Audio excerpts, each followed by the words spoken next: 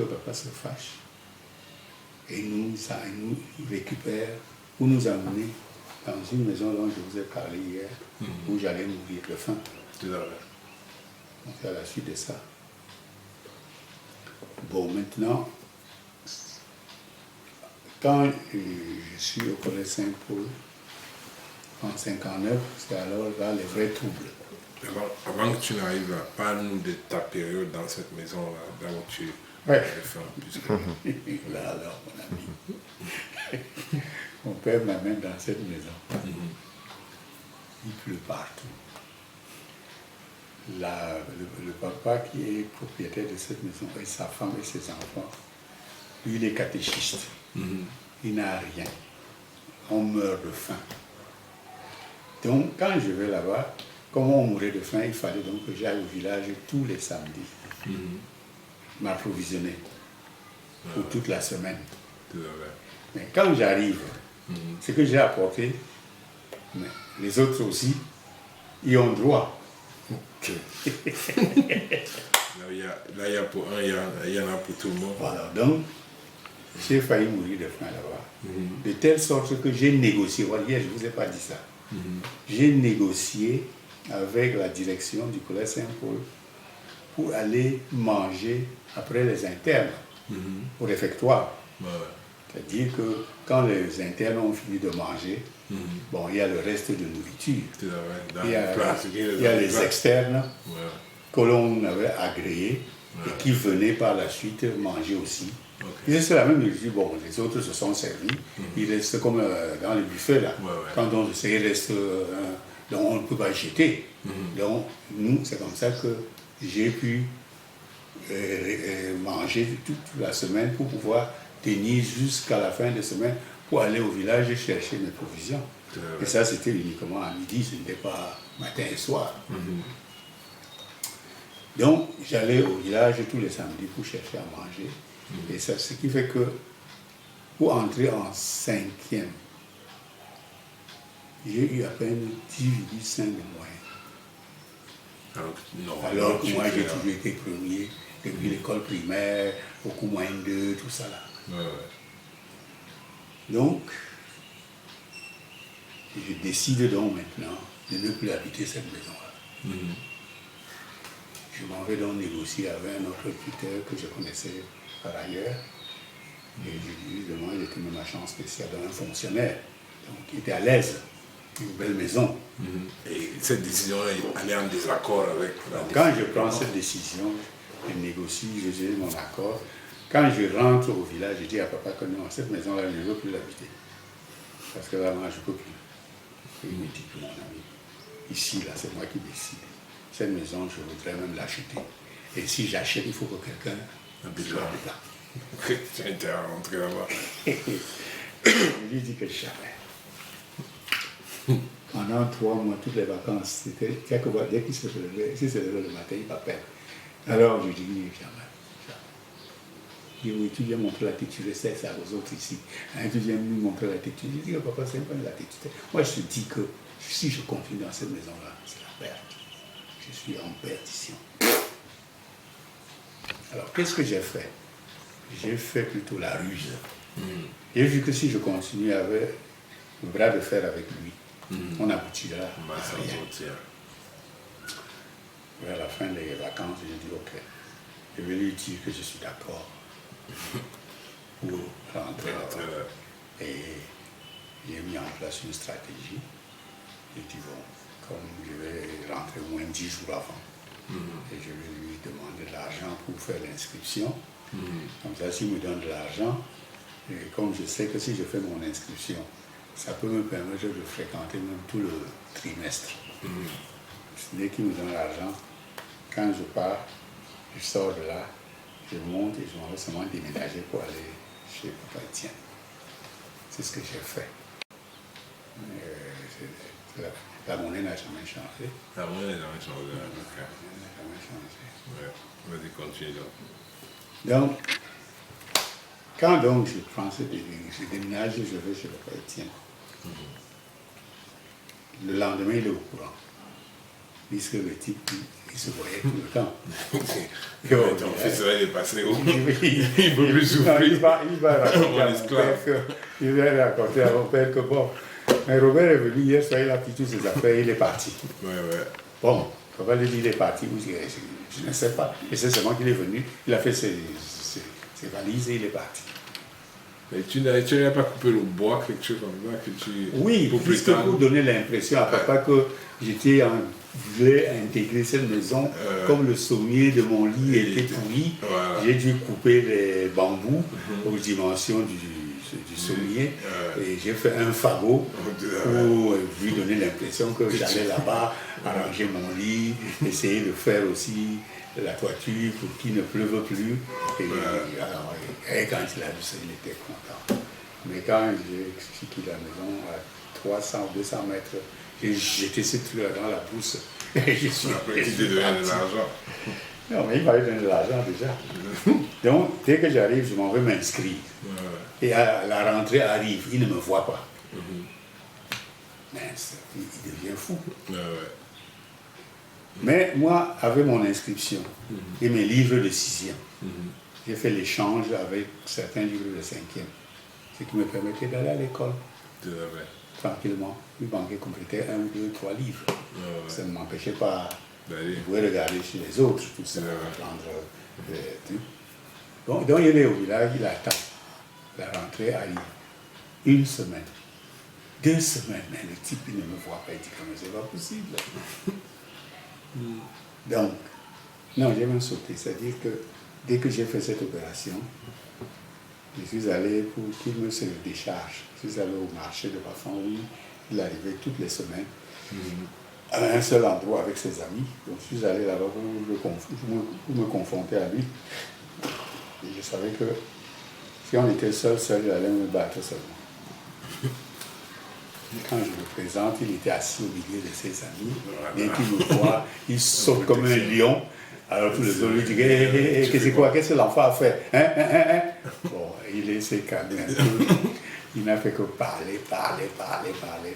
Bon, quand il a fini, je me suis retourné, je suis parti. Bon, il s'attendait à ce qu'après ça, je revienne au village pour lui demander l'argent pour la scolarité. Pour qu'il profite encore pour bien me donner du savon. C'est ça. Et il ne me voit pas. On est rentré depuis 2 semaines, il ne me voit pas. Il devient fou. Il dit que mais le gars là, il est devenu comment on appelle, un délinquant. Il ne va pas à l'école, c'est pas possible. Et il ne pouvait pas tolérer ça. Donc un midi, il se pointe au collège Saint-Paul, accompagné du tuteur chez qui je mourais de faim. Là. À la sortie de midi, on est en train de descendre comme ça, je jette un coup d'œil, je le vois. Je dis que bon, là maintenant, je fais comment? Parce que le type-ci va me faire la honte devant mes camarades. Je fais demi-tour et je fuis, ou bien je me lance. Bon, non, je dis je me jette à l'eau. On verra bien ça. Donc j'avance. Quand j'arrive à son niveau, je tourne la tête comme si je ne l'avais pas vu. Je passe dès que je passe, il crie. Alors les autres me disent, mais dis on t'appelle. Je fais demi-tour, je viens me mettre devant, la tête baissée. C'est son ami, mon tuteur là, qui dit, ah bon, tu as fui la famine et la pluie. Donc le bonhomme savait que chez lui, je mourais de faim. Et que la pluie tombait sur moi. Moi, j'ai rien dit. Alors mon père qui m'engueule, il me dit, tu as déjà payé la pension? Il dit, voilà, on nous a déjà donné un avertissement d'ici quelques jours, on va nous mettre dehors. Il dit, c'est combien? Je lui donne le montant. Je vais m'inviter 1000 francs. Il sort ça, il s'approche. Il me tape avec. Il était plutôt content que tu allais à l'école. Ah oui, parce que pour lui, l'école, c'est son avantage. Il était surpris en même temps content. Non, je prends et je m'en vais. Je ne lui dis rien. Donc, mais il ne sait pas encore chez qui je suis. Il sait que je suis à l'école. Il ne sait pas que j'habite. J'ai commencé à faire des études, j'étais premier.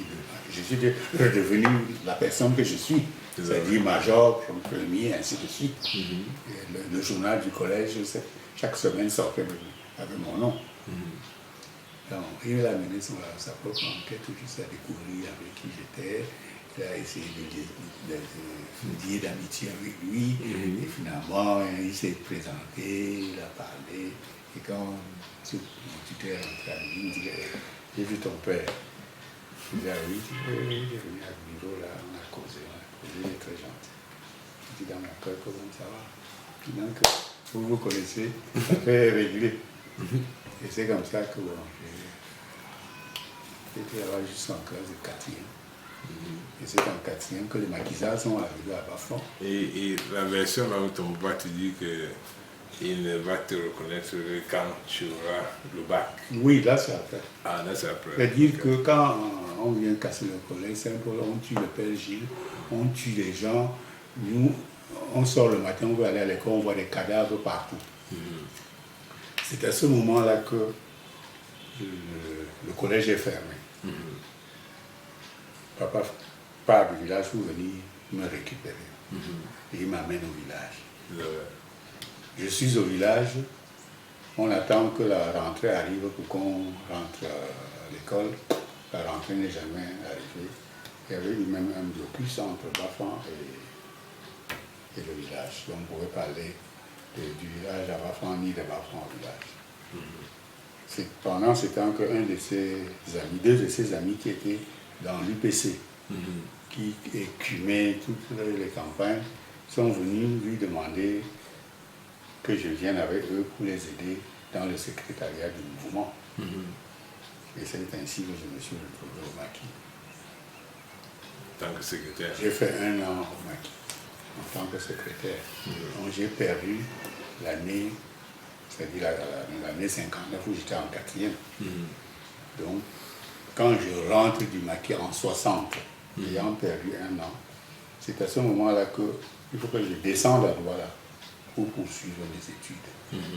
Et c'est à ce moment-là que papa me dit, voilà l'argent pour que tu ailles à l'école à Douala. Je ne connais pas grand monde là-bas, mais j'ai confiance que tu vas te débrouiller. Il me donne de l'argent. C'est à ce moment-là qu'il me dit que ce n'est que quand tu viendras ici me dire que tu as le baccalauréat que je saurai que tu as été un jour à l'école. S'il n'y a pas ça, je ne pense pas que je vais accepter que tu as fait l'alphabet. Donc, je suis descendu ici à Douala. Bon, le Liberman. BPC, paf, je prends. Je vais au village, je lui annonce ça. Je t'avais donné un objectif. Tant que ce n'est pas ça, moi, ça me dit rien. Quand j'ai le probatoire, je rentre au village, je lui dis, ok, c'est bien, ça va. Mais, il n'y a encore un pas. Donc, quand j'ai eu le bac, je suis allé le voir, bon. Il n'a même rien dit. Puisque je suis allé le voir pour lui dire que j'ai une bourse, que je vais partir. Donc, il avait déjà accompli sa mission. Le bac. Je ne sais pas, comme il avait une vision de 20 ans sur les autres. Il savait que s'il y a le bac, il n'y a plus aucun obstacle. Ça va être l'envoi. Je me souviens, j'ai même des camarades de Douala. Quand ils ont loupé le bac, j'ai raté le billet d'avion. Ah oui, parce qu'à l'époque, dès que tu avais le bac, c'était l'avion, il n'y avait même pas. Non. En 65, 66, dès que tu avais le bac, c'était le billet d'avion. Il n'y avait pas. Ce n'est que à partir de fin 66 qu'on a créé l'université de Yaoundé. Mais on ne bloquait que les littéraires. Tous les scientifiques partaient. Donc là, à l'époque, le bac se faisait à Bordeaux. Nous, on a le bac de l'Académie de Bordeaux. On a le bac qu'on fait ici. Oui, puisqu'à l'époque, c'est le début du pacte colonial. Je sais pas si non, c'était la suite. On n'était pas encore indépendant. Oui, oui. C'est en 66.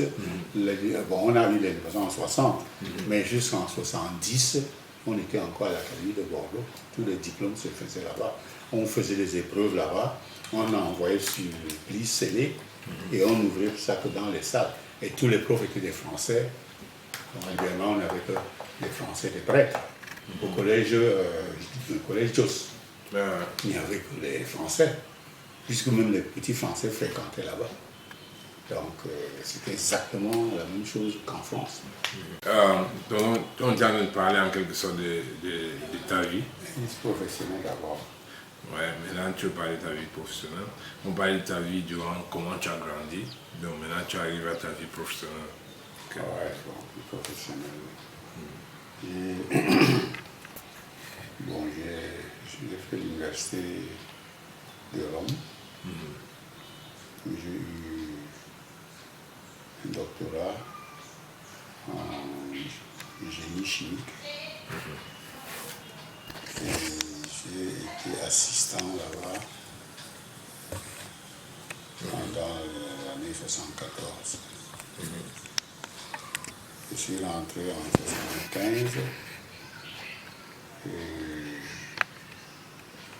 j'ai été recruté à l'université de Yaoundé, à l'école polytechnique plus précisément, où j'ai enseigné la thermodynamique et la protection des métaux.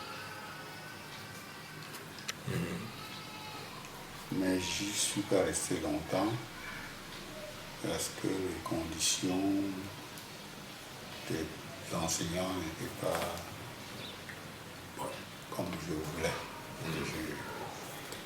Donc, comme avant que de partir de Rome, pendant que j'étais là-bas, j'avais des contacts avec les sociétés italiennes, surtout avec la Cementi, qui était le partenaire de Cimenta. Donc j'avais un contact avec eux, sauf qu'entre-temps, pendant que j'étais assistant là-bas, ils ont recruté un autre ingénieur. Et bon, quand je suis rentré, il fallait que je me rabatte à l'université de Yaoundé. Mais seulement quelques mois, puisque je n'ai fait qu'un an à l'université de Yaoundé. Okay. Seulement quand on a fait une proposition que j'ai acceptée, ce qui m'a fait partir pour le Nord, pour monter la deuxième ligne de voyage, le deuxième voyage. Et là, j'ai fait presque 9 mois. Très refroidissant. Ben, je pense qu'on va arrêter là pour aujourd'hui. Oui, ça va. Donc, je crois qu'on a fait quand même beaucoup. On a fait, disons, 3 différents vidéos. On a fait une vidéo par rapport à la dynastie Nzogako. Et puis on a fait une vidéo par rapport à la vie du père à tonton Robert, mon grand-père. Et puis on a fait une vidéo par rapport à la vie de tonton Robert. Aujourd'hui c'est le... c'est quoi la date d'aujourd'hui encore? Aujourd'hui c'est le 4, le 3 mars, le 3 avril 2017, nous sommes en Bonabé. Et il est presque 17h, je pense. Oui, merci. 17h.